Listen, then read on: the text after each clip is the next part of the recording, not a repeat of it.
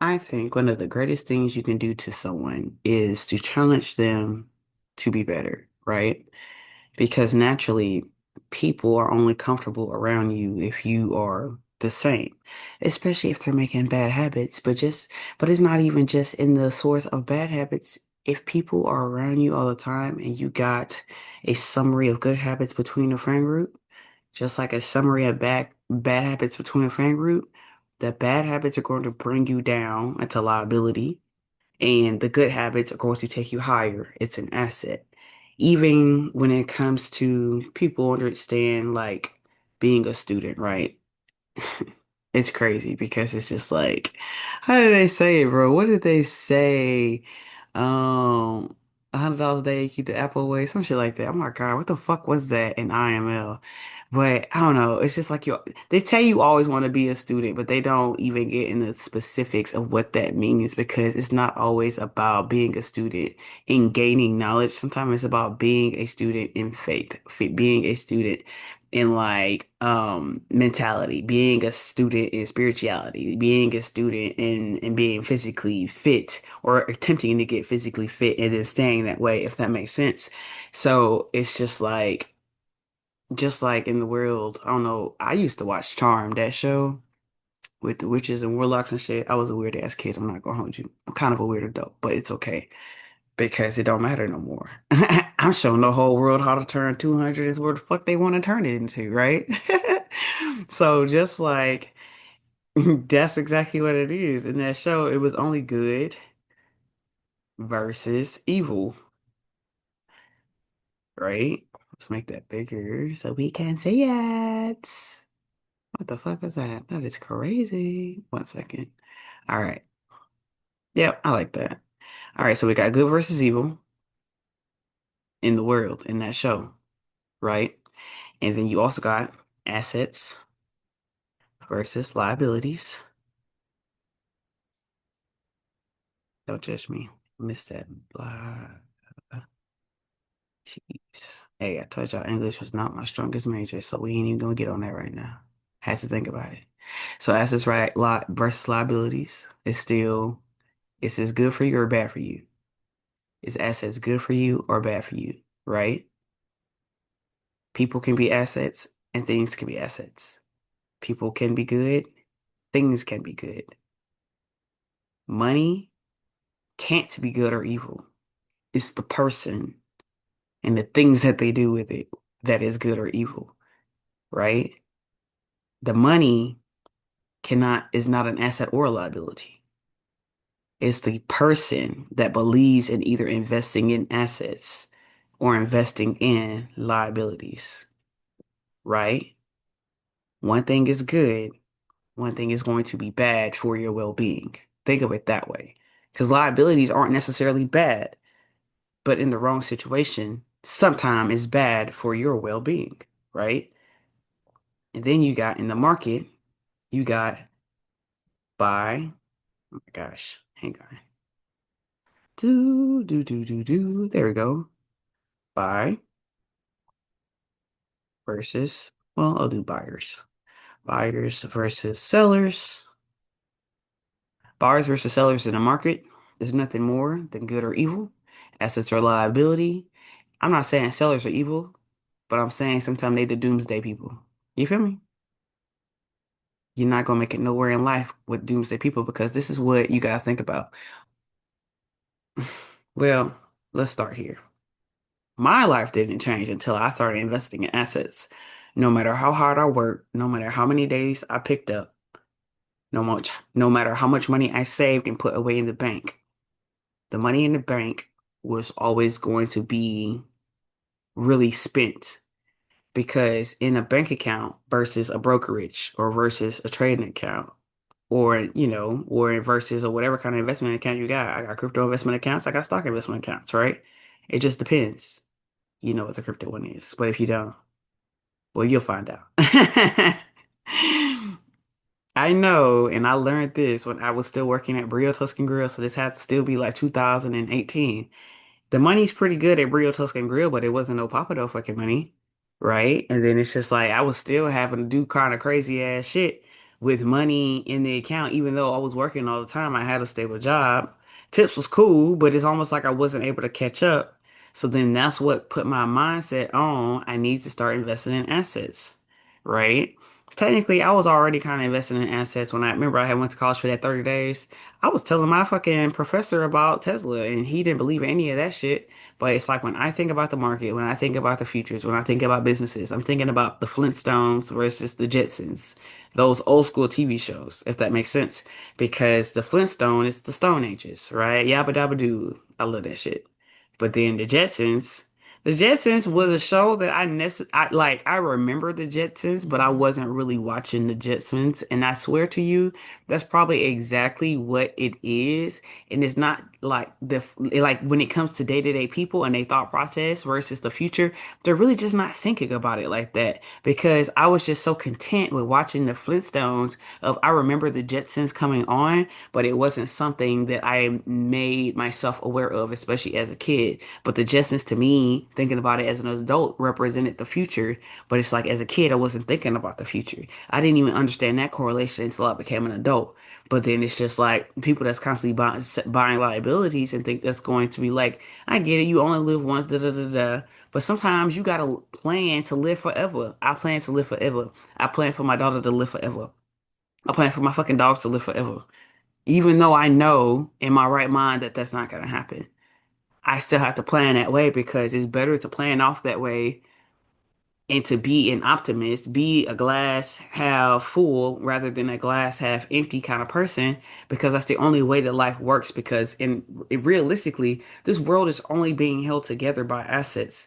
If the dollar is in a constant decline and assets are in a constant incline over a long period of time, I'm talking about 5 to 10 years. Some of you guys can't even hold assets for 5 to 10 minutes, and that's something that you have to work on. Except the people that is in the signals and has survived the signals with me all this time.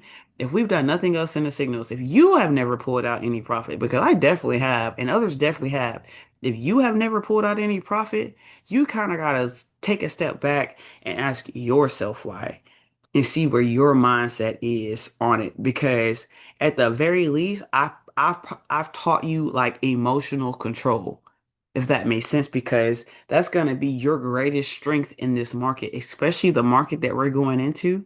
A lot of people are not going to be able to optimize the kind of profits that's going to be coming in. As you see what it is right now, it's early. This market is going to run from April to August, like it does every single year. You got to be able to maximize that. And the only way to get to that level is practicing emotional intelligence, understanding that buying assets is good, understanding that assets is holding this entire world up because of the dollar is in a constant decline over a long period of time. That mean in vice versa, assets are in a constant incline in a long period of time. Why would your money just be sitting here in your bank account not doing fucking nothing? You scared to invest it. I get it, man. What if it's like 2008, you could lose money? Do you know we haven't been at 2008 levels since like 2008 down there? That's what I'm saying. So people spend, what fucking year is it? Fuck, it's like 20 years after the fact, and they still haven't gotten the point, and they're only getting older. Once you get older, you can't work more. You don't have more energy. I definitely don't have as much energy at 30 as I did 20. Although it do seem like I do, because I do be up in the middle of the night. But I get my hours of sleep in. It's just weird hours to people. But to me, I get all of it in. I get London session in. I get US session in. I get time with my kid. I get meetings with my private students. I get time to create content. I get time to cook. I get time to see my nigga when I got one sometimes. I hit everything throughout the day and I get my sleep in too. Sometimes I pull an all-nighter, but I don't even count it because it's only called an all-nighter because it's all night. We don't sit here and call it all day or all day. That's what I'm saying. I didn't think about that either until right now. So you got to understand that there's still only two decisions to make, good or evil, bad or good, assets versus liability. Goes back to good or evil, bad or good, buyers and sellers, good or evil, buy or good, up or down, up versus down. goes back to good or evil or buy or good. If you think this market is going to go down for assets, you are basically a doomsday investor. You're not even an investor because you thinking we finna get nuked every single year. And I can say I've made it 30 years, 30 whole fucking years without this world coming to an end. Y'all probably got me back when it was the swine flu. I kind of thought the world was going to end back then too. It's like, oh God, guys, and then you know the doomsday, like, okay, guys, this year, December 31st is the last day. I swear to God, I woke up one day after that shit, and I never believed y'all again. But I've had that, you know how I say in my last one, in my last video, that people fuck up sometime and then they probably don't know when their last day with me is, but I definitely be fucking knowing because I'm tallying it all that up. Like, how many times this motherfucker gonna treat me like a stupid ass fucking idiot? That's what it is. How many times in this market am I gonna let this market blow my account because I'm going the wrong way, because I'm entering at the wrong time, because I'm impatient, because the market is going up and I didn't get my up entry, but I don't want the market to go up with me, without me, so I'm gonna enter while the market going up. And then the market slammed down, I blow my shit. And then I'm wondering like what the fuck happened? What you wondering what the fuck happened? You know what the fuck happened. You entered too goddamn high because your anxiety got the best of you because you didn't have no emotional control. And it goes back to good versus evil, bad, good, assets, liabilities, good for you or bad for you, buyers or sellers, up or down. Everything in the market has its time to shine. And just like you got cousins, these assets got cousins too. You make it in the family? Well, I ain't gonna say it like that because just because I make it don't mean it's all my family money either, because some people ain't got no sense because they never learned the difference between assets versus liabilities. I can say when my ex lived with me, the one I was with for like 5 years, he always had hit the most of his money when we were together because I don't believe in taking care of no nigga. I'm not gonna hold you, but there will be times where I would have extremely big months to where it wouldn't make no sense for me to be like, hey, give me your half of this or whatever. So I would literally say, I'm taking care of everything, and I would do it very fucking often. But in exchange, you have to put your money in assets. And he would do that. And then, like, on times we were good, he was here, he had his own money, da da da da. I was in addition to working a job and shit like that, because you're not gonna sit here and not pay bills. If I'm paying it, you will invest, or you can pay the bills, and I'm gonna invest. Right is right to me. Ain't no other way about it. Black and white ain't no fucking gray. You paying bills or you investing. You're not gonna do nothing with your money. And there be times where he lost his job to where it doesn't even fucking matter. I wasn't even like no mad or no shit like that. Oh, fuck them niggas, babe. We don't even fucking need them anyway. Fuck them. We got bread. What the fuck? But I'm that person that understands that you don't need nobody in this world to make money. And I show people how to do crazy, extraordinary shit in this market all the time. And I'm a regular ass person. And I ain't gonna lie, I got a country boy fetish. I need to stop that shit because them niggas is not good for me at all. But I'm great for them because I got the right mindset for everything. But that only comes through being able to survive and have courage to stick out the trials and tribulations, even though it's scary because like in an uptrend, like in a downtrend, every low is gonna give you a high, no matter if it's an uptrend or a downtrend, no matter if it's an asset or a liability. Every low is gonna give you an uptrend. So if you at a low point in life, just understand it can only get better from there.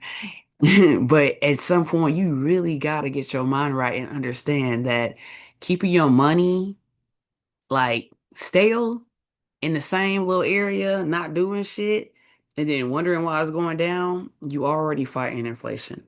You already fighting your spending habits. You already fighting the bills. At some point, you gonna have to give your money a fighting chance and give it an opportunity to try to work to get ahead, or you will forever be behind. There's no other way around it. And I'm speaking on that from personal experience. The money from trading, that's just, I mean, it's a high pay 9 to 5. I still invest in assets. I do not believe in leaving money in banks because these people at the banks don't fucking act right anyway. They be sitting here in my face trying to act like they gonna tell me some shit about my shit. Motherfucker, I don't care if I want to buy 1,000 motherfucking flat screens with some bullshit or buy Bitcoin or whatever or buy crack or whatever. It don't matter. It's my money. So I don't feel like I gotta answer to you for nothing. And there's been times where I walk in there and then motherfuckers like Deborah that look like Mrs. Doubtfire at Bank of America, her ass is sitting in my face like, I think it's a scam. I'm not gonna give it to you. I bitch, well, I go walk up the street to Wells Fargo. I bet they fucking give it to me because the motherfucking debit card swipe motherfucker is gonna go through. The money there. You don't want to give it to me. This bitch gonna give it to me. This bitch gonna give it to me. This bitch gonna give it to me. It don't matter. And your ass still gonna be right here behind this motherfucking desk while I'm withdrawing the goddamn money. And I'm gonna come in every motherfucking week. Because guess what? I don't even believe in fucking keeping cash places because I've had it so I didn't have family members over. Because keep in mind, I don't be bringing people to my house like that, bro. So there's only so many people that know where I live. And there's only so many people that have access to shit. And there's only so many people that got access to safes and shit. And then money turn up missing. One time I'm like not investing, but depositing in a separate Bank of America in like Garland, Texas, and depositing in a separate Bank of America. And I'm thinking, oh, this is 10 bands. Let me put it back in the bank because I don't need it for what I thought I was going to use it for. And then I'm like giving it to a different teller. I'm like, hey, just like, how much is it? Da, da, da. I say it's 10,000. I'm not batting an eye. I don't got no fucking spending problem. You know what I'm talking about? It's 10,000. She counted. It's fucking 7,000. And the sister that I was telling you about that I don't even talk to, guess who with me at the bank? Bro, me and the cashier, or yeah, the clerk, we looking at each other and we both look at her like, because I'm sure it's 10,000. But you know what's crazy? You know who got access to my safe? Nobody else got access to the safe. She ain't got access no more because she know the fuck I live at. Huh, I don't even get cash like that. That shit is a liability. I shouldn't have no goddamn cashier anyway. I'm not doing nothing. I don't party like that no more. Bitch, I'm tired. Auntie tired. Auntie not partying. Auntie definitely not going to no goddamn strip clubs. So it's not a point to have cash on me like that because my money is better sitting in an asset than it is sitting in the safe, sitting in the bank account. And I know what you're gonna say, but what if I need it for da da da da? You're not gonna have no fucking emergency over a couple fucking $1,000s. I can promise you that. Right. And I can say that, but I've also experienced right after real estate. Most of my assets I have to move over to my daughter's name because people do stupid ass shit when they know that you got shit and they just want it. So then I know how the fuck I act. So I'm like, oh, I ain't gotta deal with this. I'm gonna give all my assets to my daughter and did. But then there are certain situations where I needed kind of a bigger lump sum, buying and purchasing houses and shit. And I'm thinking I would have more access than I did. And then Merrill Lynch ain't want to fucking give it to me. That's what I'm saying. So you kind of gotta take it with a grain of salt, but understand that most of the time, a majority of the time, in damn near a decade, I ain't really had too many big ass emergencies. And I could say I've had maybe two in the last 10 years, two in the last five that was over a $10,000 emergency. Other than that, over the course of the last 15 years, broke, not broke, I've never had over maybe a 3 to 5K emergency, 7K emergency, never even a 7 fucking K emergency. Actually, it's never over like $5,000, $6,000, $3,000. It don't make sense. So you got to stop thinking, what if I need it for this? What if you live the rest of your life and you ain't got shit to your name because you never had money put in assets and the assets naturally go up? That's the only way that you can hire your boss. You got your boss working for you so that one day, God forbid, that if you need the money, you get fired from your job, you got the money that's worked every single day for you for 20, 30 fucking plus years, whatever, and it's been working for you and you get a return and return and a return on investment. And all that money is compounded for you. In addition to you putting more money in that. But before you even get to that point, you got to get financially stable. You're not going to be able to invest for a long period of time if you're not financially stable. You're going to need the money. So you can't even just start investing. I would say starting with investing would be easier, right? Because like you got to learn how to hold. But at the same time, it's not because you're not gonna learn how to hold there. You're gonna pull it out because investing in something is very slow money. But trading money is faster money. And then you put that fast money in slow money so that it becomes forever money. The slow money is forever money. The fast money is just to get to the assets and to pay for your cost of living. And then it's up to you from there to live below your means until you don't have to no more. Hey, that's all I got.